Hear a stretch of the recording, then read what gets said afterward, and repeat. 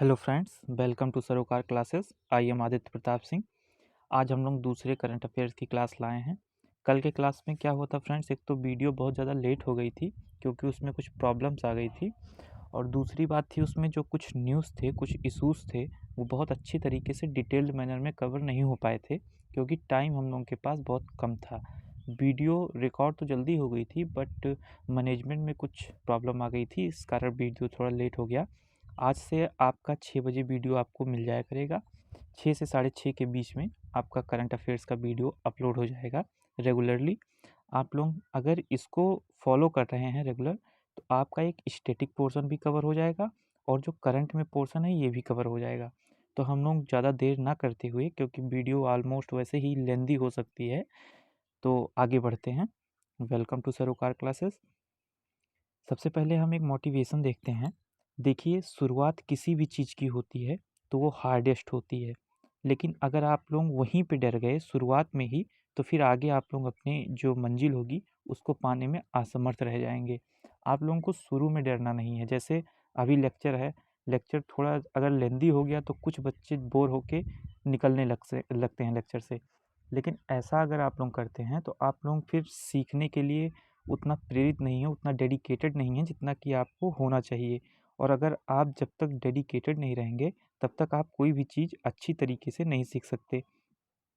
तो सबसे अच्छा मोटिवेशन यही है कि don't give up, the beginning is always the hardest. आपको गिव अप नहीं करना है क्योंकि शुरुआत में सभी को दर्द होता है, सभी को कुछ ना कुछ परेशानियाँ आती हैं, कुछ मुश्किलें आती हैं। उन मुश्किलों से लड़कर अगर आप आगे बढ़ गए तो ही आप विनर बनोगे, अदरवाइज़ लूज़र्स तो बहुत सारे होते हैं। आगे फ्रेंड्स हम लोग देखेंगे हम लोग को डिस्कस क्या करना है। आज जैसा कि आप सभी जानते हैं 11th ऑफ फरवरी है, और हम लोग आज एडिटोरियल पहले डिस्कस करेंगे। एडिटोरियल का एक ओवरव्यू लेंगे कि इसमें हम लोग को पढ़ने क्या क्या वाले हैं हम लोग, उसके बाद ही हम लोग देखेंगे आगे क्या करना है। ठीक है, तो सबसे पहले आप लोगों को मैं बता दूं, ये जो आर्टिकल है ये स्पेसिफिक हरियाणा के बारे में बात कर रहा था, लेकिन इसमें कुछ इतने इंपॉर्टेंट फैक्ट्स एंड फिगर्स हैं, कुछ इतने सुप्रीम कोर्ट के जजमेंट इससे रिलेटेड हैं, या ये मतलब आगे भी और स्टेट्स में इम्प्लीमेंट हो सकती है ये स्कीम, इसलिए ये हम लोग डिस्कस करेंगे फर्स्ट नंबर पे। दूसरे पे फ्रेंड्स हम लोग डिस्कस करेंगे ये वाला। तीसरे नंबर पे फ्रेंड्स हम लोग डिस्कस करेंगे ये वाला। चौथे नंबर पे फ्रेंड्स हम लोग डिस्कस करेंगे ये वाला। इसमें गवर्नर और चीफ मिनिस्टर के बीच का रिलेशन बताया गया है, उनके बीच में क्या क्या कॉन्फ्लिक्ट्स हैं इस समय, कहाँ कहाँ पे किस किस गवर्नर और चीफ मिनिस्टर के बीच में कॉन्फ्लिक्ट हैं, इसको डिस्कस करेंगे। और हम लोग एमएसपी के बारे में पढ़ेंगे, मिनिमम सपोर्ट प्राइस के बारे में पढ़ेंगे फ्रेंड्स इस आर्टिकल में। तो हम लोगों को टोटल आज 5 आर्टिकल्स डिस्कस करने होंगे, 1, 2, 3, 4, 5।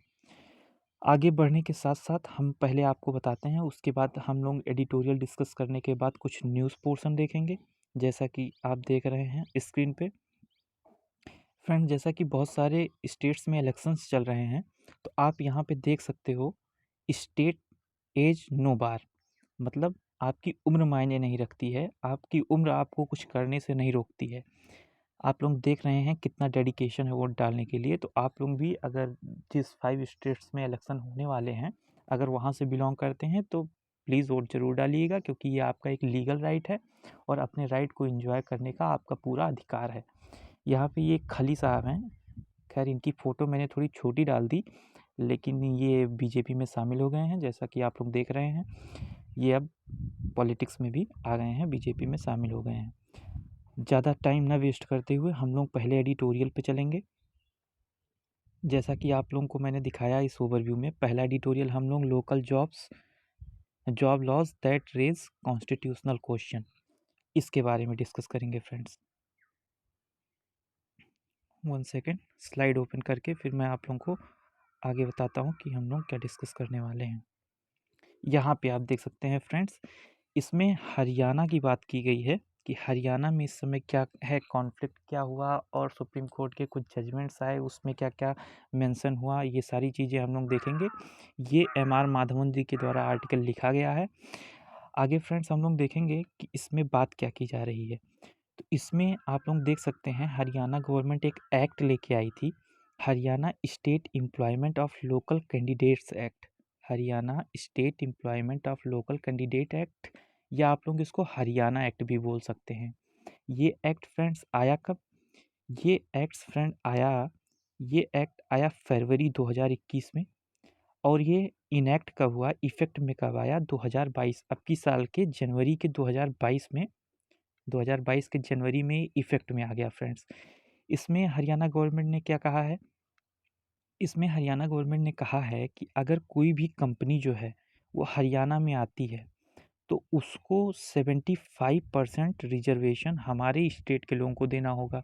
मतलब उस कंपनी में 75% वर्कर्स जो होंगे वो केवल हरियाणा से बिलोंग करने चाहिए।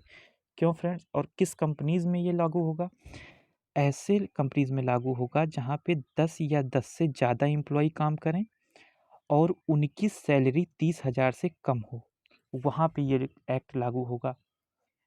क्या कहा इसमें हरियाणा गवर्नमेंट ने? हरियाणा गवर्नमेंट ने कहा अगर ऐसी कोई कंपनी हरियाणा में काम कर रही है, अगर ऐसी कोई कंपनी हरियाणा में काम कर रही है जिसके एम्प्लॉइज़ 10 या 10 से ज़्यादा हैं, उनकी सैलरी 30,000 से कम है, उनको उस कंपनी में 75% जो वर्कर्स होंगे वो केवल हरियाणा के लोग होंगे। बाहरी वर्कर्स को वो एम्प्लॉय नहीं दे सकते, एम्प्लॉयर जो हैं कंपनी के वो एम्प्लॉयमेंट नहीं दे सकते।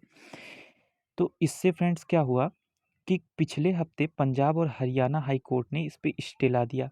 कहा पहले हम इस केस को सुनेंगे, क्योंकि ये एक कॉन्स्टिट्यूशनली क्वेश्चन पुट हो जाता है। पहले हम इस केस को सुनेंगे, उसके बाद ही आप लोगों को डिसाइड करने देंगे कि ऐसा लागू होगा या नहीं होगा। तो हरियाणा गवर्नमेंट ने क्या किया फ्रेंड्स? हरियाणा गवर्नमेंट चले गए सुप्रीम कोर्ट। हरियाणा गवर्नमेंट चले गए सुप्रीम कोर्ट। उन्होंने सुप्रीम कोर्ट में इस स्टे को चैलेंज कर दिया और सुप्रीम कोर्ट से मांग की कि इस स्टे को हटा दिया जाए। उसके बाद ये जो लॉ था ये 10 साल के लिए वैलिड होता और अगर कोई भी कंपनी इसका वायलेशन करती तो वो पनिशेबल ऑफेंस के कैटेगरी में आ जाता फ्रेंड्स। इसके लिए उनको पनिश भी किया जा सकता है। आगे बढ़ते हैं फ्रेंड्स और देखते हैं क्या है। इसका मेन मुद्दा ये था कि जैसे अगर हरियाणा ये लागू कर देगा ये एक्ट, तो कुछ और स्टेट्स भी लागू कर सकते हैं। जैसे आंध्र प्रदेश और झारखंड पहले ही ऐसे बिल ला चुके हैं जो कि उनके रिस्पेक्टिव हाई कोर्ट्स में चैलेंज है। तो अब पूरा मैटर सुप्रीम कोर्ट के ऊपर आ गया है कि आंध्र प्रदेश का केस, झारखंड का केस, हरियाणा का केस, सबके केस को देखे। क्योंकि आप लोग भी जानते हैं अगर ऐसा हो गया तो बहुत सारी दिक्कतें आएंगी, बहुत सारे राइट्स का वायलेशन होगा सिटीजन्स के।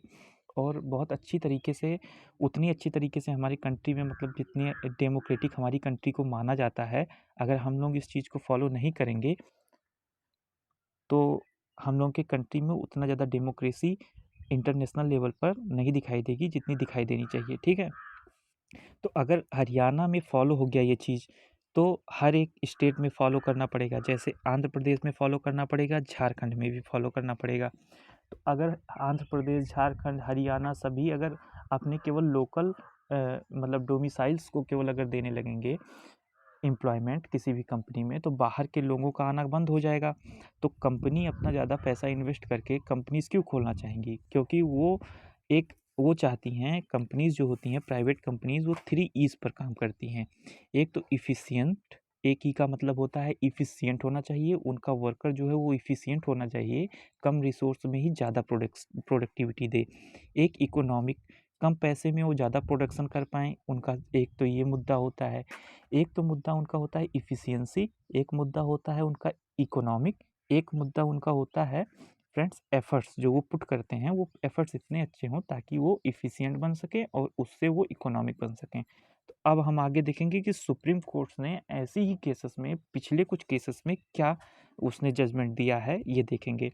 2002 में फ्रेंड्स टीएमए पाई फाउंडेशन का एक केस आया जिसमें सुप्रीम कोर्ट ने कहा कि जो प्राइवेट एजुकेशनल इंस्टीट्यूशंस हैं उनके पास ऑटोनॉमी है, वो अपना एडमिनिस्ट्रेशन और मैनेजमेंट खुद कर सकते हैं। मीन्स उनके पास, उनको खुली छूट दी गई है, सुप्रीम कोर्ट ने दिया है 2002 में, कि जो प्राइवेट एजुकेशनल इंस्टीट्यूशंस हैं वो अपनी जो है एडमिनिस्ट्रेशन और मैनेजमेंट खुद कर सकते हैं। फिर 2005 में पीए इनामदार केस में सुप्रीम कोर्ट ने क्या कहा? सुप्रीम कोर्ट ने कहा कि reservation can not be mandate on educational institutions. इसको एजुकेशनल इंस्टीट्यूशंस पे मैंडेट नहीं किया जा सकता, उन एजुकेशनल इंस्टीट्यूशंस में मैंडेट नहीं किया जा सकता जो कि स्टेट से कोई फाइनेंशियल एड ना ले रहे हों। मीन्स फ्रेंड्स क्या हुआ कि जो एजुकेशनल इंस्टीट्यूशंस अपने आप को मैनेज करने के लिए या एडमिनिस्ट्रेट करने के लिए स्टेट से कोई भी फाइनेंशियल सपोर्ट ना ले रहे हों, मतलब कोई पैसा ना ले रहे हों, कोई फंड ना ले रहे हों, उनमें रिजर्वेशन को मैंडेट नहीं किया जा सकता, क्योंकि ये फ्रीडम ऑफ ऑक्यूपेशन को जो है इफ़ेक्ट करेगा फ्रेंड्स, ठीक है? अगर ऐसा हम लोग कर रहे हैं तो फ्रीडम ऑफ ऑक्यूपेशन हमारे पास एक जो है उसको इफ़ेक्ट करेगा। अभी हम सारे आर्टिकल डिस्कस करेंगे, किन-किन आर्टिकल्स का वायलेशन हो रहा है, फ्रीडम ऑफ ऑक्यूपेशन का वायलेशन हो रहा है तो ये कहाँ मेंशन है, सब कुछ हम लोग आगे देखेंगे। लेकिन पहले हम लोग कुछ जो इसके प्रीवियस इसी से रिलेटेड जो सुप्रीम कोर्ट ने व्यू दिए हैं, तो आने वाले समय में सुप्रीम कोर्ट क्या कह सकता है इसका अंदाज़ा हम लोग लगा सकते हैं उससे, इसलिए हम लोग ये केस डिस्कस कर रहे हैं। 2005 में फ्रेंड्स कॉन्स्टिट्यूशन को अमेंड किया गया और कहा गया कि प्राइवेट इंस्टीट्यूशंस में भी सोशली और एजुकेशनली बैकवर्ड क्लासेस को रिजर्वेशन दिया जा सकता है। एससीज को भी दिया जा सकता है, शेड्यूल कास्ट को भी और शेड्यूल ट्राइब को भी। मीन्स रिजर्वेशन एजुकेशनल इंस्टीट्यूशंस में भी अलाउ कर दिए गए और socially educationally backward classes, schedule caste and schedule tribes को रिजर्वेशन देना अलाउ कर दिया गया। आगे क्या हुआ फ्रेंड्स, लेकिन ये जो अमेंडमेंट था ये केवल एडमिशन प्राइवेट एजुकेशनल इंस्टीट्यूशंस में केवल एडमिशन के लेवल पे दिया गया, ना कि जॉब्स में। प्राइवेट सेक्टर के जॉब्स के बारे में बात नहीं की गई यहाँ पे केवल प्राइवेट एजुकेशनल इंस्टीट्यूशंस में एडमिशन देने के लिए रिजर्वेशन दिया गया कि मतलब जैसे कोई प्राइवेट एजुकेशनल इंस्टीट्यूशन है फ्रेंड्स, वहाँ पे आप एडमिशन लेने के लिए क्या करोगे, इसके लिए केवल रिजर्वेशन दिया गया, ना कि आपको ये रिजर्वेशन दिया गया कि आप प्राइवेट सेक्टर में जॉब ले सकते हो। और भी कुछ केसेस हम लोग पब्लिक एम्प्लॉयमेंट से रिलेटेड है उनको देखेंगे।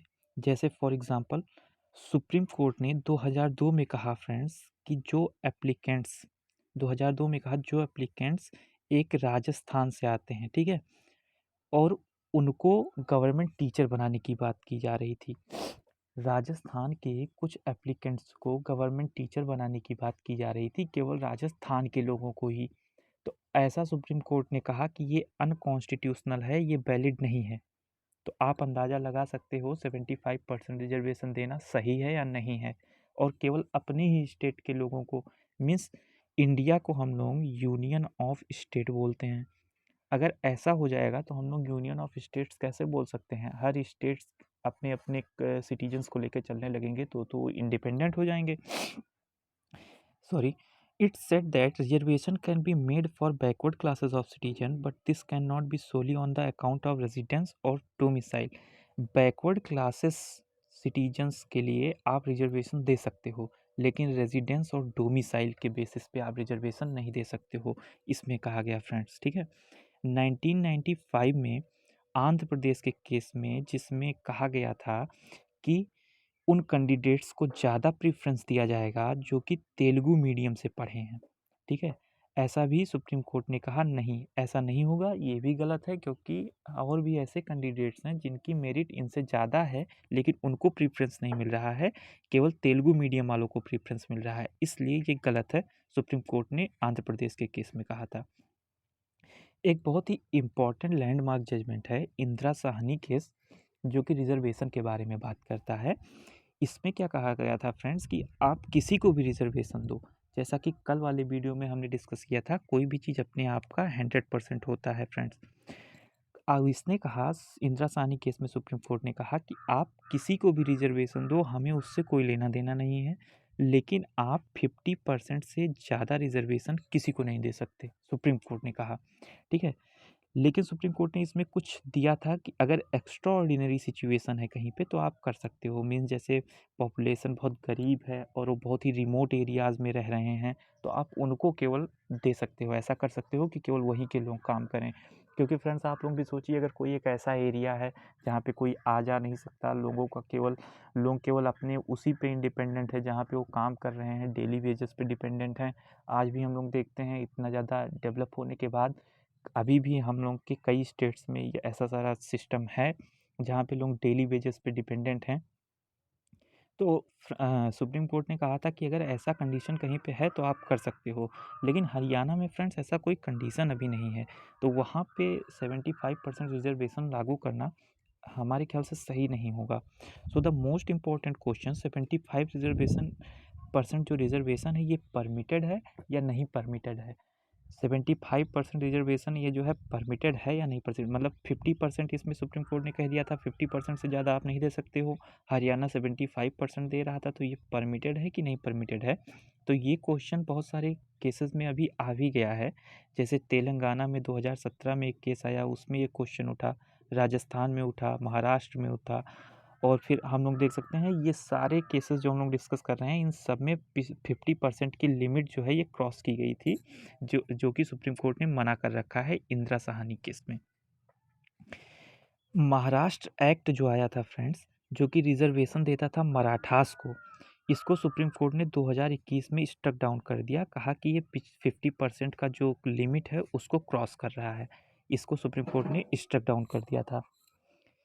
महाराष्ट्र एक्ट जो आया था, एक हरियाणा एक्ट आया जिसने अभी जिसके बारे में हम लोग पहले बात की हैं, ये रूल तो बना रहा है फ्रेंड्स, अगर कास्ट बेसिस पे रिजर्वेशन दें तो उतना ज़्यादा दिक्कत नहीं होगा जितना कि सभी सिटीजन्स को ये कह रहे हैं कि केवल इन्हीं के स्टेट के सिटीजन उस कंपनी में काम कर सकते हैं जहाँ पे 10 या 10 से ज़्यादा लोग काम कर रहे हैं और उनकी सैलरी 30,000 से कम है। कॉन्स्टिट्यूशन ऑफ इंडिया ने एक नेशन को हमारे यहाँ पे सबके पास राइट है कि वो कहीं भी आ जा सकते हैं, कहीं भी ट्रैवल कर सकते हैं, अपनी लाइफ जी सकते हैं, कहीं भी काम कर सकते हैं in the country, anywhere in the country में वो काम कर सकते हैं।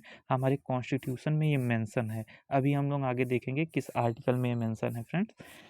ये रिस्ट्रिक्शन इनडायरेक्टली अफेक्ट करेगा right to reside India across the India, finding employment become difficult. अगर कोई भी स्टेट अपने ही लोगों को केवल एम्प्लॉयमेंट देगा तो जो माइग्रेट पीपल रहें, जो माइग्रेशन करके दूसरे स्टेट में जाते हैं रहने के लिए, काम करने के लिए, उनको एम्प्लॉयमेंट ढूंढने में और भी ज़्यादा परेशानी होगी।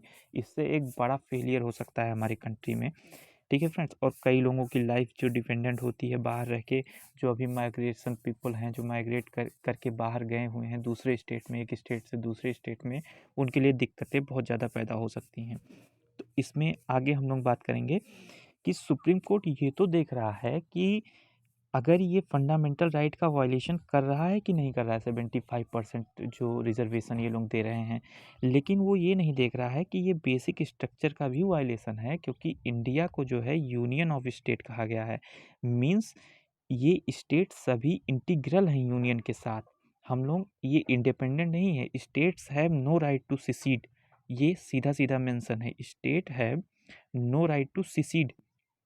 मीन्स स्टेट के पास ये अथॉरिटी नहीं है कि वो इंडिया को छोड़कर बाहर जा सकते हैं। तो इस सुप्रीम कोर्ट को इस बात पे भी ध्यान देना चाहिए कि बेसिक स्ट्रक्चर को ये फॉलो कर रहा है 75% रिजर्वेशन या नहीं। आई होप डिटेल्ड मैनर में मैंने आपको बताया और आपको ये मुद्दा समझ में आ गया होगा। अगले एडिटोरियल पे बढ़ते हैं फ्रेंड्स।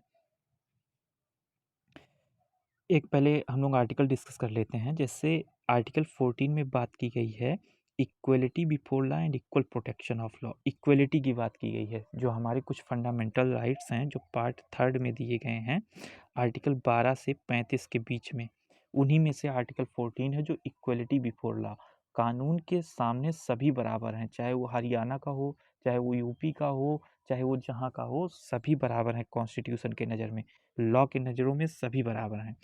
हम लोग देख सकते हैं आर्टिकल 15, हम लोग किसी को डिस्क्रिमिनेट नहीं कर सकते प्लेस ऑफ बर्थ के आधार पर, सीधा सीधा मेंशन है फ्रेंड आर्टिकल 15 में। तो आर्टिकल 15 का वायलेशन कर रहा है जो 75% रिजर्वेशन है।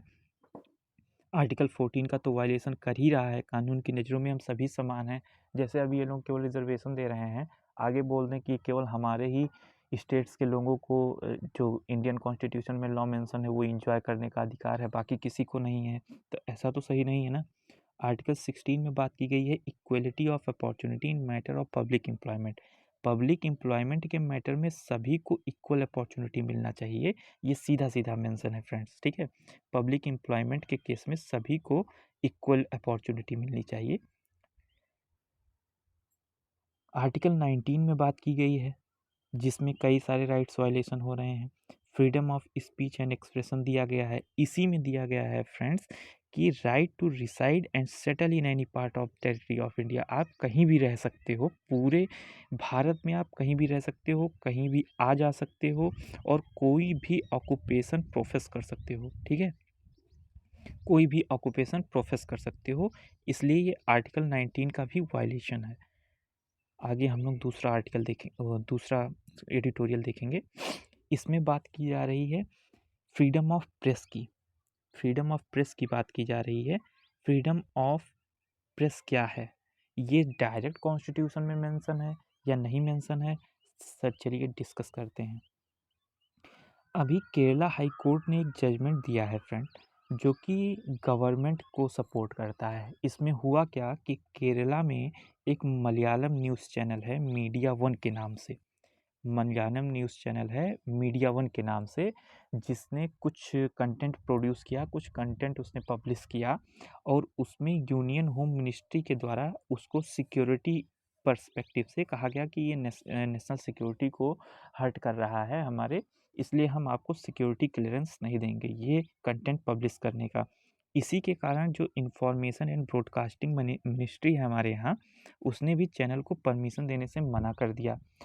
और जब ये मलयालम जो न्यूज़ चैनल मीडिया वन है, ये और इसके कुछ एम्प्लॉइज़ जो है इस एक्शन को, गवर्नमेंट के इस एक्शन को कोर्ट में चैलेंज करने के लिए गए, तो कोर्ट बिना इनको सुने उसने कहा गवर्नमेंट ने अगर कह दिया है कि ये जो मुद्दा है ये नेशनल सिक्योरिटी से रिलेटेड है, तो national security is the most important, natural justice का कोई फंडा ही नहीं बनता है, आपको सुनने का कोई मुद्दा ही नहीं बनता है, क्योंकि नेशनल सिक्योरिटी का मैटर है, ऑलरेडी ये गवर्नमेंट ने कह रखा है।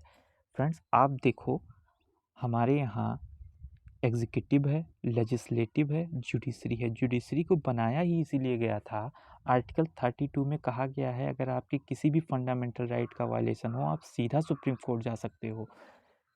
जुडिशरी को बनाने का मकसद ही यही था कि हमको सुना जाए, अगर कोई हमारे साथ गलत कर रहा है तो हमको, अगर माना मैंने कि मीडिया वन जो है ये चैनल गलत कुछ प्रोड्यूस कर रहा था जो नेशनल सिक्योरिटी को सच में हर्ट कर रहा था, लेकिन इसको सुने जाने का अधिकार पूरा है। कोर्ट को पहले इसे सुनना चाहिए था कि हाँ ये सही कर रहा है या नहीं कर रहा है, उसके बाद डिसाइड करना चाहिए था कि नहीं आप ऐसा नहीं कर सकते हो। लेकिन जो केरला हाई कोर्ट था उसने सीधा सीधा गवर्नमेंट के फैक्ट पे ही इसको कह दिया कि आप ये पावर एक्सरसाइज नहीं कर सकते हो, आपको परमिशन नहीं दी जाएगी।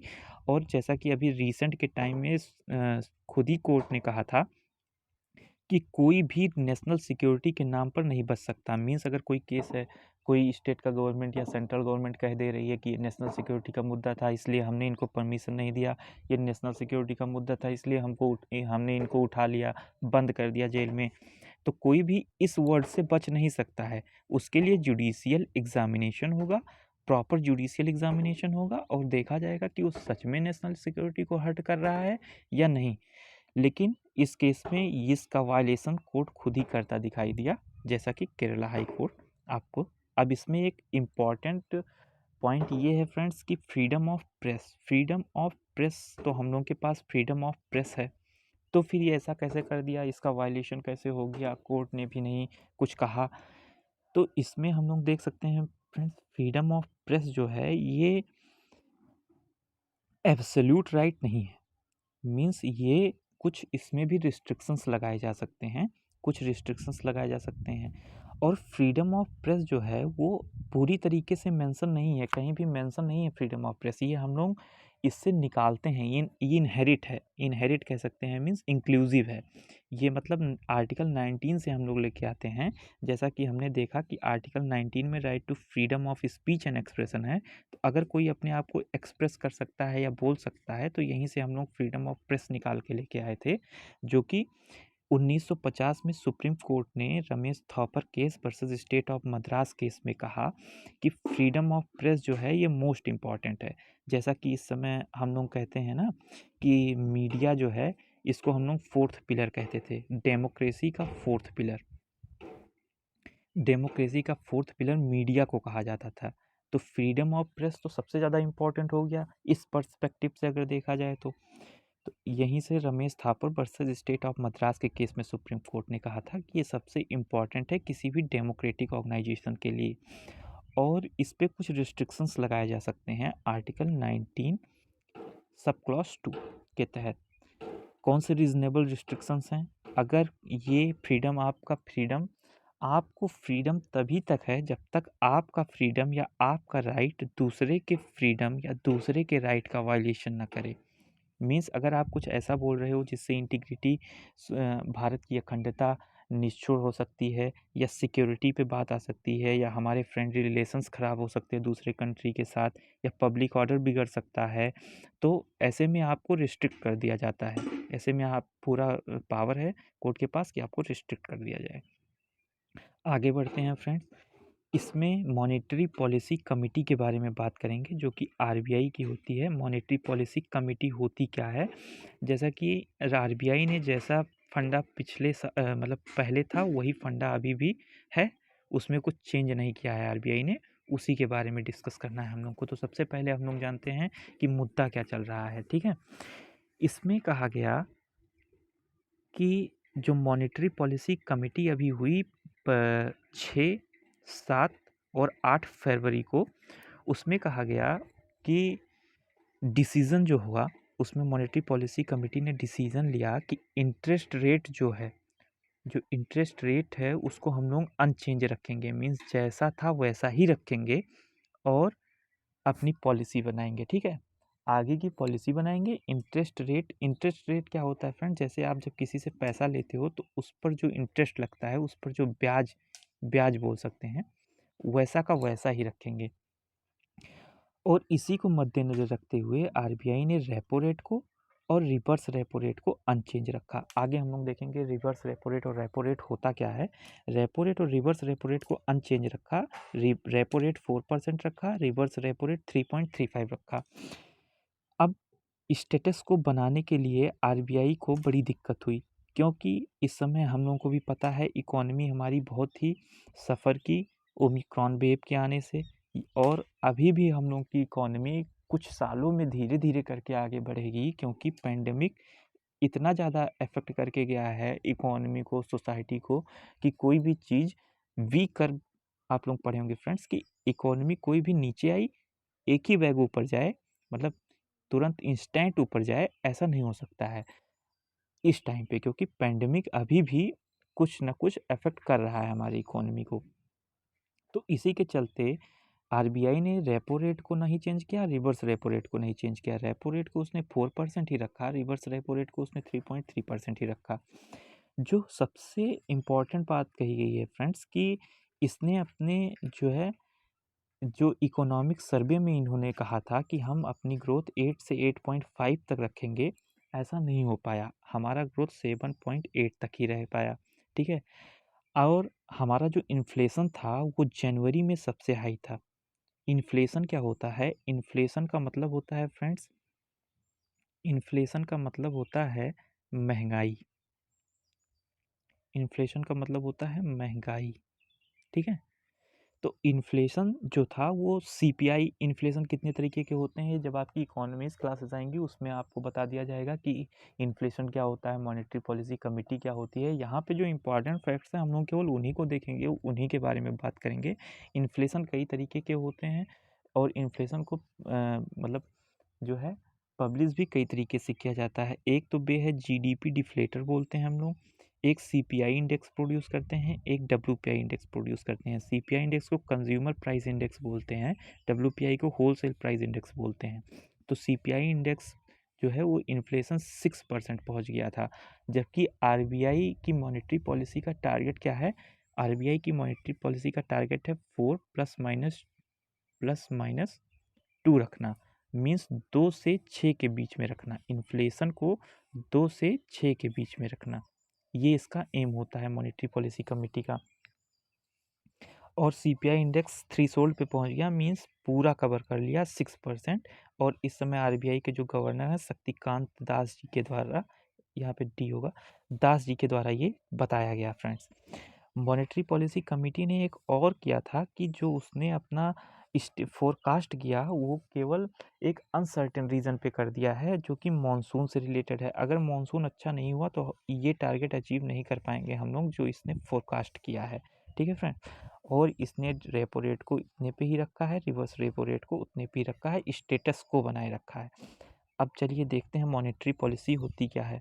मॉनेटरी पॉलिसी एक ऐसी पॉलिसी होती है जिससे कि जो मॉनेटरी अथॉरिटी ऑफ इंडिया है, RBI means monetary authority of India RBI है, वो मनी सर्कुलेशन को और मनी सप्लाई को कंट्रोल करती है। मनी सर्कुलेट हो रहा है मीन्स ये एक आदमी है और ये एक आदमी है, पैसा इसके पास भी कुछ पैसा है, इसके पास भी कुछ पैसा है, तो अगर इन दोनों का पैसा सर्कुलेट हो रहा है मार्केट में तो इसको कंट्रोल करता है। और इनके पास कितना पैसा है, चाहे वो बैंक में हो चाहे वो इनके पॉकेट में हो, उसको हम लोग मनी सप्लाई बोलते हैं, उसको भी कंट्रोल करता है। इसका प्राइमरी ऑब्जेक्टिव क्या होता है? प्राइमरी ऑब्जेक्टिव मॉनेटरी पॉलिसी का होता है प्राइस स्टेबल करना और इकोनॉमिक ग्रोथ को माइंड में रखते हुए। आप प्राइस तो स्टेबल कर रहे हो लेकिन इकोनॉमिक ग्रोथ को आपको माइंड में रखना ही होगा। आप इकोनॉमिक ग्रोथ को नहीं भूल सकते, ये चीज़ भी कही गई है। इसके कई टूल्स हैं, उसी में से एक है रेपो रेट, एक है reverse repo rate. Repo rate क्या होता है? ये एक ऐसा इंटरेस्ट रेट है, ये एक इंटरेस्ट रेट है या एक रेट है जिस पे जो है बैंक्स लोन लेते हैं आरबीआई से शॉर्ट टर्म के लिए। बैंक्स आरबीआई से लोन लेते हैं शॉर्ट टर्म के लिए, मींस लेस देन 1 मंथ, 1 महीने से कम के लिए लोन लेते हैं जब इनके पास रिजर्व का शॉर्टेज हो जाता है। इनके पास सीआरआर होता है, एसएलआर होता है। ये आप लोग इकोनॉमिक्स के क्लास में डिस्कस करेंगे, यहाँ पे अगर हम डिस्कस करेंगे तो हमारा लेक्चर भी बहुत बड़ा हो जाएगा।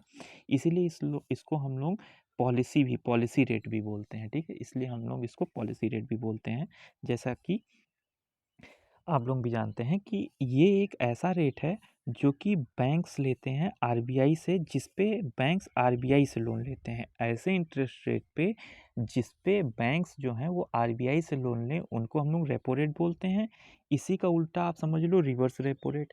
रिवर्स रेपो रेट में क्या होता है, जिस पे जो आरबीआई है, ठीक है, वो कॉमर्शियल बैंक्स पे पैसा लेती है, कहती है कि इतना कैश आपको हमारे साथ डिपॉजिट करके रखना होगा और उस पे वो कुछ इंटरेस्ट जो देती है उसको हम लोग रिवर्स रेपो रेट बोलते हैं। ठीक है फ्रेंड्स, जो कॉमर्शियल बैंक से बोरो करती है आरबीआई और उस पे जो इंटरेस्ट देती है उसको रिवर्स रेपो रेट बोलते हैं। और जो छोटे छोटे बैंक्स आरबीआई से लेते हैं, जिस इंटरेस्ट रेट पे लोन लेते हैं उसको हम लोग रेपो रेट बोलते हैं। आगे बढ़ते हैं। इन्फ्लेशन कितने तरीके के होते हैं? इन्फ्लेशन का मतलब होता है महंगाई। ठीक है, महंगाई। इन्फ्लेशन एक डिमांड पुल होता है, एक कॉस्ट पुश और सप्लाई शॉक होता है। डिमांड पुल, अगर कोई प्रोडक्ट है, इसका मार्केट में डिमांड बहुत ज़्यादा इंक्रीज हो गया तो इसका जो है प्राइस वो बढ़ जाएगा। प्राइस बढ़ेगा मीन्स इन्फ्लेशन इंक्रीज हो गया फ्रेंड्स। ठीक है, इस ये this kind of inflation arises when the aggregate demand in the economy means total demand in the economy increase more rapidly as compared to the productive capacity of the economy। जितना productive capacity है, जितना उसको बनाने की क्षमता है, उससे कहीं ज़्यादा उसकी डिमांड इंक्रीज हो गया तो यहाँ पे इन्फ्लेशन बढ़ेगा ही बढ़ेगा, क्योंकि अगर डिमांड बढ़ता है तो प्राइस बढ़ता है। ठीक है, कॉस्ट पुश क्या होता है? अगर प्रोडक्शन का कॉस्ट बढ़ जाए, कॉस्ट ऑफ प्रोडक्शन बढ़ जाए या फिर सप्लाई में कोई दिक्कत आ जाए, किसी प्रोडक्ट के सप्लाई में दिक्कत आ जाए या प्रोडक्शन ऑफ कॉस्ट बढ़ जाए, कॉस्ट ऑफ प्रोडक्शन बढ़ जाए तो भी वो कॉस्ट पुश और सप्लाई शॉक इन्फ्लेशन होता है। आगे हम लोग बात करेंगे एमएसपी की, most important for farmers, minimum support price. Minimum support price होता क्या है और ये न्यूज़ में क्यों है? मिनिमम सपोर्ट प्राइस 23 क्रॉप्स पे हमारे कंट्री में दिया जाता है। एक ऐसा मिनिमम सपोर्ट प्राइस कि इससे नीचे तो हम लोग आपका प्राइस, आपका जो एग्रीकल्चरल प्रोडक्ट है उसको नहीं खरीदेंगे। ठीक है, इसको कौन कहे? मॉनेटरी पॉलिसी कमेटी आया कहाँ से? तो ये commission for agricultural cost and prices से आया। ठीक है, ये रिकमेंड करता है 23 जो मैंडेट क्रॉप हैं उनके लिए कि एमएसपी क्या होनी चाहिए और फेयर एंड रिम्यूनरेटिव प्राइस क्या होनी चाहिए। ये 23 क्रॉप्स कौन कौन से हैं ये आप लोग देख लो पहले। ये 23 क्रॉप्स जो हैं वो आप देख सकते हो, जैसे मिलेट्स हो गया, कोर्स सीरियल्स हो गया, पल्सेस, ऑयल सीड्स हो गए, ठीक है? ये सब 20 क्रॉप्स होते हैं। और आपके बीट हो गए, पल्सेस हो गए, राइस हो गए, ठीक है? ये सब आपके इन इनमें आते हैं। जैसा कि आप लोग जानते हो, कुछ सीजन्स होते हैं रबी के, खरीफ के।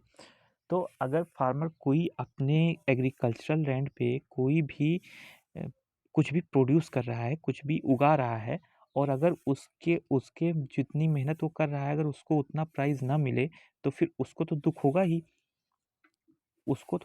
ही। और दूसरी बात ये भी है फ्रेंड्स कि उसको नुकसान भी होगा, और उसने जितना मेहनत किया है उसको उतना ज़्यादा हम लोग प्रोवाइड नहीं करा पाएंगे, ठीक है?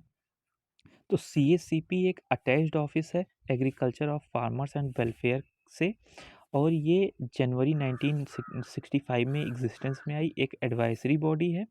और ये केवल रिकमेंडेशन जो इसका होता है, ये गवर्नमेंट पे बाइंडिंग नहीं होता है, ठीक है? अभी जो फार्मर्स का जो प्रोटेस्ट चल रहा था, उसमें एमएसपी की डिमांड के बारे में बात किया गया था कि एमएसपी आप फिक्स्ड कर दो। तो इसमें राइटर कह रहे हैं, इस एडिटोरियल में राइटर कह रहे हैं कि जो ऑनलाइन ऑनगोइंग स्ट्रगल है, जो स्ट्रगल फार्मर्स का चल रहा है, वो हम लोग पॉलिटिकल पावर नहीं चाह रहे हैं, कोई पॉलिटिकल पावर नहीं चाह रहे हैं, बल्कि हम लोग इंडियन एग्रीकल्चर को चाह रहे हैं कि और आगे बढ़ सके। और स्मॉल पीजेंट्स की बात कर रहे हैं हम लोग उसमें, और पीसफुल मूवमेंट कर रहे हैं कि एमएसपी को हम लोग कैसे एक अच्छे वे में यूज़ कर सकते हैं। तो जैसे एमएसपी अगर देखा जाए, तो राइटर ने बहुत अच्छे से समझाया है कि ये कई सारे प्रिंसिपल सर्व कर सकता है। जैसे प्राइस को स्टेबल कर सकता है मार्केट में। अगर आप एमएसपी फिक्स कर दिए, आपको पता है कि अगर आप ये एग्रीकल्चर प्रोडक्ट उगाओगे तो आपको इतना पैसा मिलेगा इसके बदले में, तो ये और अच्छा हो जाएगा ना फार्मर्स। और जैसे जो रेन फेड एरियाज़ हैं, वहाँ पे आप उन्हीं क्रॉप्स को उगाने के लिए मतलब मोटिवेट कर सकते हो लोगों को। जैसे पंजाब में पानी की कमी है, लेकिन वहाँ पे लोग राइस ज़्यादा उगाते हैं, क्योंकि पैडी ज़्यादा उगाते हैं, क्योंकि वहाँ पे जो है पैडी का एमएसपी बहुत ही ज़्यादा है, तो एमएसपी का फ़ायदा लेने के लिए उगाते हैं। अगर वहाँ पे हम लोग कुछ ऐसे क्रॉप्स को डेवलप कर दें, कुछ ऐसे पे एमएसपी देना चालू कर दें जिस पे जो है वहाँ पे जिसमें पानी का कम यूज़ होता हो, तो वहाँ पे हो सकता है कि और अच्छा हो जाए। जो रेन वाटर लेवल जो उनका नीचे जा रहा है, वो हो सकता है अच्छे से बन जाए, ठीक है? तो इस तरीके से हम लोग एमएसपी का यूज़ कर सकते हैं। इनकम सपोर्ट प्रोवाइड कर सकते हैं फार्मर्स को एमएसपी से ही। और क्रॉपिंग जो है, जैसे लोगों को कर्जा नहीं लेना होगा। जब लोगों के पास पैसा होगा तो लोग कर्जा नहीं लेंगे और अच्छे से फार्मिंग करेंगे। प्राइस स्टेबिलिटी पॉलिसी जो है, ये बहुत पहले से चलती आ रही है। पहले एसेंशियल कमोडिटीज़ एक्ट में कहा गया था कि प्राइस स्टेबल करा जाएगा, फिर एमएसपी लाया गया 1960 में। और जो पीडीएस के थ्रू प्रोक्योर करते हैं, प्रोक्योर मतलब इकट्ठा करते हैं राशन, जो है केवल उसमें गेहूं का और चावल का और गेहूं का ज़्यादा प्रोक्योरमेंट होता है। तो इसमें राइटर ने बताया है कि अगर इन दोनों के अलावा और भी 20 क्रॉप्स का, जो 20 क्रॉप्स हम लोग जो भूल रहे हैं, अगर उनके बारे में भी ध्यान देंगे और कुछ ऐसा मेथड प्रोड्यूस करेंगे जिससे रेन फेड एरियाज़ में भी रेन फेड एरियाज़ वाले क्रॉप ग्रो हो सकें, जहाँ पे ज़्यादा पानी है वहाँ पे ज़्यादा पानी वाले क्रॉप्स ग्रो हो सकें, तो इस तरीके से हम लोग एक अच्छे वे में एमएसपी को यूज़ कर सकते हैं। और जैसा कि सभी लोग जानते हैं कि जब से पीडीएस सिस्टम ग्रेन रिवोल्यूशन के बाद चालू हुआ, जो ये बीट और राइस का जो है प्रोडक्शन है, वो 31 मिलियन हेक्टेयर से 37 मिलियन हेक्टेयर हो गया।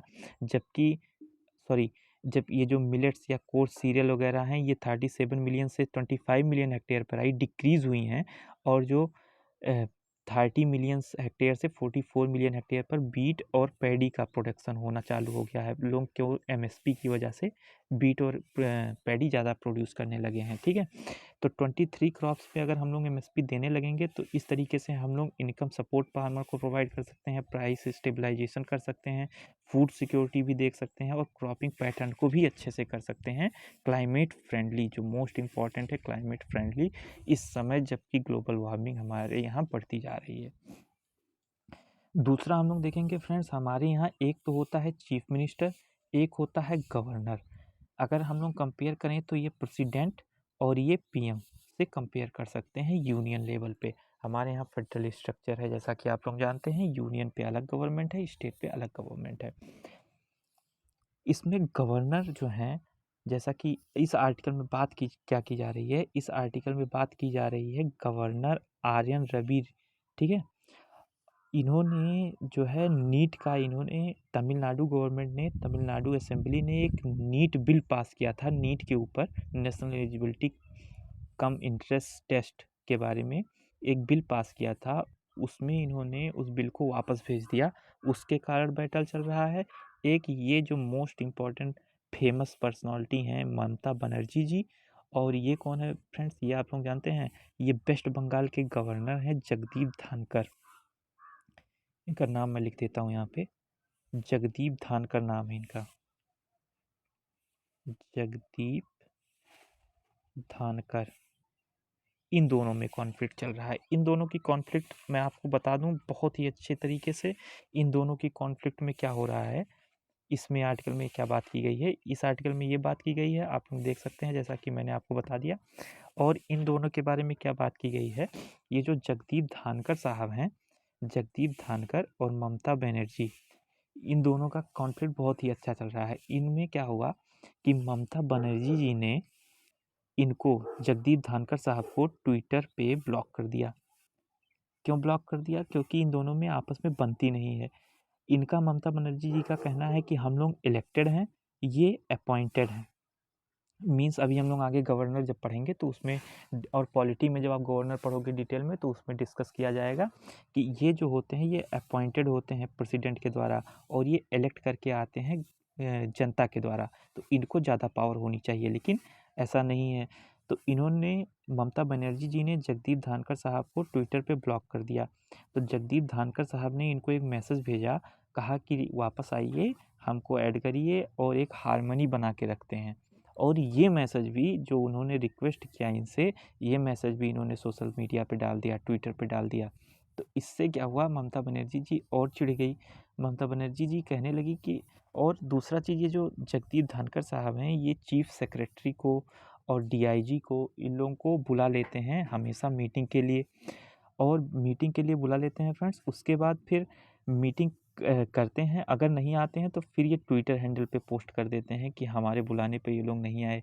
अब गवर्नर, हम लोग पढ़ते हैं कि गवर्नर क्या है। गवर्नर एक कॉन्स्टिट्यूशनल हेड है स्टेट का, जो कि प्रेसिडेंट द्वारा अपॉइंट किया जाता है, और प्रेसिडेंट के प्लेजर से ही ऑफिस होल्ड करता है। ही appointed for a period of 5 years, 5 सालों के लिए इसको अपॉइंट किया जाता है। अपना रेजिग्नेशन अगर ये देना चाहे तो ये प्रेसिडेंट को दे सकता है, ठीक है friends. Governor has to act according to the aid and advice of council of ministers, council of ministers के एड एंड एडवाइस में काम करेगा।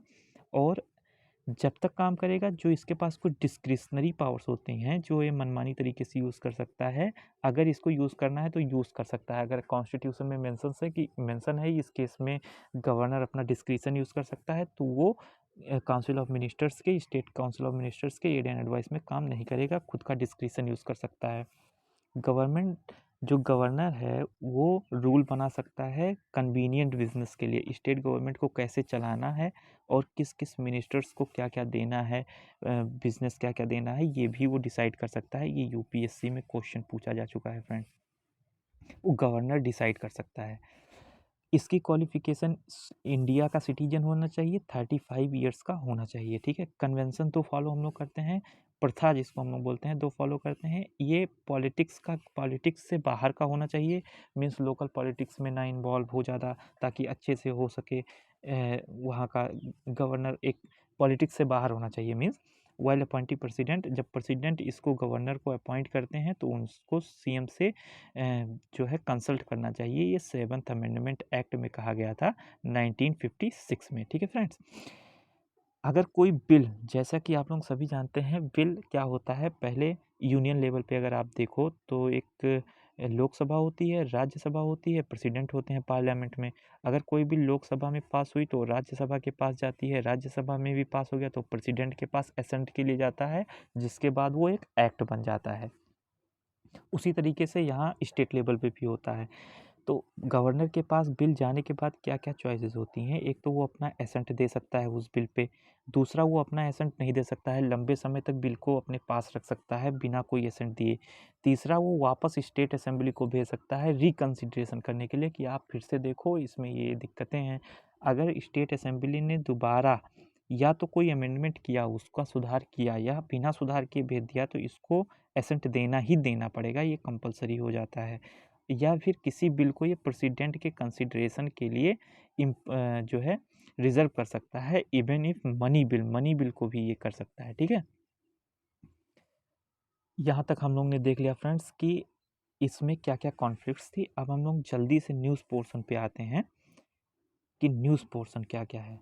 हमारी कंट्री में ऑस्कर के लिए ये फिल्म भेजी गई है, आप लोग देख सकते हो जाके। ठीक है फ्रेंड्स, योगी साहब ने कुछ ऐसा बयान दे दिया है, कहा है कि अगर यूपी में बीजेपी नहीं जीतती है तो यूपी भी कश्मीर, बंगाल और केरला की तरह हो जाएगा। ये एक इलेक्शन के टाइम पे आया है, ये एक स्टेटमेंट जो कि दिखाता है कि जैसे फ्रेंड्स मैंने डिस्कस किया, अपना इंडिया यूनियन ऑफ स्टेट है, सभी स्टेट्स यूनियन के अंदर आते हैं। तो अगर ऐसा कोई स्टेटमेंट निकल के आता है तो उसमें जिसमें एक स्टेट की बेइज्जती, मतलब जैसे एक स्टेट को डिफेम किया गया हो, इस तरीके से लगता है। ठीक है, लालू साहब आरजेडी के प्रेसिडेंट रहेंगे, कंटिन्यू है। आगे बढ़ते हैं। ये 17.78 lakh crore defence land survey किया गया है कि इसमें क्या क्या किया जा सकता है। ये ड्रोन के द्वारा किया गया है कि ये खाली लैंड पड़ी थी, तो अपने इस डिफेंस मिनिस्टर के द्वारा बताया गया कि इसमें अब कुछ डिफेंस रिलेटेड एक्टिविटीज़ की जाएंगी। ये कल जो सुनवाई थी हाई कोर्ट में, कर्नाटका हाई कोर्ट में, कर्नाटका हाई कोर्ट ने कहा है कि पीस बना के रखिए। अब अगले मंडे को 14 फरवरी को इसका हियरिंग फिर से होगा, और सुप्रीम कोर्ट ने अपने आप को इससे दूर रखने को कहा है कि अभी ये सुप्रीम कोर्ट इसमें इन्वॉल्व नहीं होना चाहता है, हिजाब वाले केस में जो हम लोगों ने कल डिस्कस किया था। ये जो फ्रेंड्स है एनएमसी जो है, ये नेशनल मेडिकल काउंसिल ने कहा है कि अगर आप चाइना में पढ़ाई करने जाने वाले हो तो आप थोड़ा ध्यान से जाना, क्योंकि वो वहाँ पे कुछ चेंजेस ला रहा है, तो ऐसा ना हो कि आपकी पढ़ाई बीच में ही रुक जाए, इसलिए आप थोड़ा ध्यान रख के जाना वहाँ पे। अपने यहाँ पे 82 नेशंस से आने वाले लोगों को अब जो है क्वारंटाइन नहीं किया जाएगा, तो ये अच्छी बात है, एक अच्छी तरीके से एक प्रॉपर वे में कोविड के बाद हम लोग आगे बढ़ रहे हैं। जैसा कि मैंने आपको पहले ही बताया, खली साहब बीजेपी में शामिल हो गए। इसमें कहा गया कि गोवा में जो है जितने कैंडिडेट हैं उसमें से 60% कैंडिडेट ऐसे हैं जो करोड़पतीज हैं। तो ये तो खैर पॉलिटिक्स की बात है, जैसा कि इलेक्शन चल रहा है तो ये सब आता है। ये कल मैंने आपको बताया था कि यूक्रेन और रसिया के बीच में जो कॉन्फ्लिक्ट चल रहा था उसमें ये बेलारूस के लिए मिलिट्री ड्रिल्स लॉन्च कर दिया है रसिया ने। ये फिर से एडिटोरियल आएगा ज़रूर, तो हम लोग वहाँ पे भी डिस्कस कर लेंगे। इंडो पैसिफिक रीजन अपने मतलब इस सेंचुरी को, शताब्दी को एक शेप दे सकता है, ब्लिंकन साहब ने कहा है। इंडो पैसिफिक रीजन जो है फ्रेंड्स ये है, ये अपना भारत है, जो ये नीचे का एरिया है पैसिफिक, इंडियन और पैसिफिक वाला, इसको इसके बारे में बात की जा रही है, जिसके लिए क्वाड भी बनाया गया है। ठीक है, 648 पुलिस स्टेशन में बताया गया है कि फ़ोन कनेक्शन भी नहीं है, मीन्स अगर आपको कोई हेल्प चाहिए तो हेल्प भी नहीं मिल सकती, यहाँ तक कि। ठीक है, गवर्नमेंट ने सेंटर में ई व्हीकल से जो है आपका ऑर्डर डिलीवर करने की प्लानिंग हो रही है। ये कितना पोल्यूशन फ्री होगा, ये तो अच्छा है। जैसे कि आप सभी जानते हैं दिल्ली में पोल्यूशन रहता है, तो इसलिए ई व्हीकल्स को किया जा रहा है आपको ऑर्डर डिलीवर करने के लिए। ठीक है फ्रेंड्स, आरबीआई जैसा कि हमने डिस्कस किया, स्टेटस को यथास्थिति, मीन्स जैसा था वैसा ही है। क्रिप्टो करेंसी जो है ये एक थ्रेट है फाइनेंशियल स्टेबिलिटी पे, बजट में बताया गया है, इस पे 30% टैक्स भी लगाया गया है। क्रिप्टो करेंसी क्या होती है, इससे एक अलग वीडियो लाया जाएगा, जहाँ तक कि आपका संडे को ये वीडियो आएगी। ठीक है, करंट अफेयर्स का क्लास, क्योंकि संडे को द हिंदू शायद पब्लिश नहीं होता है, इसलिए आपको उस दिन क्रिप्टो करेंसी के बारे में बता दिया जाएगा। 30% टैक्स सेंट्रल गवर्नमेंट में लगा दिया है। ठीक है, फिर एडिटोरियल हम लोग और सब बाकी डिस्कस कर चुके हैं। जैसा कि फ्रेंड्स आप लोग सभी जानते हैं, हम लोग पूरा दिलो जान लगाकर मेहनत करते हैं सरोकार क्लासेस पे आप लोगों के लिए। तो आप लोग भी अपना फीडबैक ज़रूर दिया करिए, कमेंट सेक्शन में अपने कमेंट्स लिखकर, लाइक कर चैनल को शेयर और सब्सक्राइब कर। फ्रेंड्स, अगर इस पीपीटी का आपको पीडीएफ चाहिए तो आप लोग टेलीग्राम पे ज्वाइन हो सकते हैं सरोकार क्लासेस से। आपको डिस्क्रिप्शन बॉक्स में उसका लिंक मिल जाएगा, वहाँ पे आपको ये सारी पीडीएफ्स प्रोवाइड करा दी जाती हैं। चाहे वो मैथ्स की हो, चाहे वो फिजिक्स की हो, चाहे वो पॉलिटिकल साइंस की हो, चाहे वो करंट अफेयर्स की हो। आपको आने वाले समय में और भी फैकल्टीज़ आएँगी जो कि रीज़निंग वगैरह पढ़ाएँगी, इकोनॉमिक्स पढ़ाएँगी और अच्छे-अच्छे टीचर्स को लाने की हम लोग कोशिश करेंगे। फ़िलहाल आप लोग करंट अफेयर्स के बारे में ज़रूर बताइएगा कि आप लोगों को ये वीडियोज़ कैसी लगती हैं? क्या ये आप लोगों के लिए इन्फॉर्मेटिव रहती हैं या नहीं रहती हैं? Thank you friend, thank you so much. जय हिंद, जय भारत।